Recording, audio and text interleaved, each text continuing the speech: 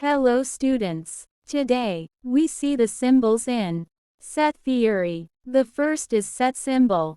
The second is vertical line symbol. The third is intersection symbol. The fourth is union symbol. The fifth is subset symbol. The sixth is proper subset symbol.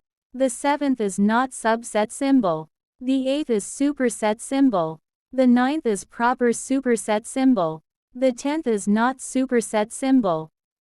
The 11th is power set symbol. The 12th is equality symbol. The 13th is complement symbol. The 14th is symmetric difference symbol. The 15th is element of symbol.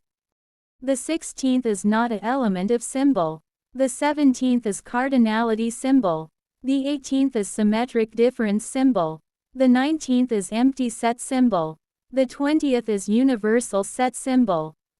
The 20th one is natural numbers set symbol. The 20th two is integer numbers set symbol. The 20th three is rational numbers set symbol.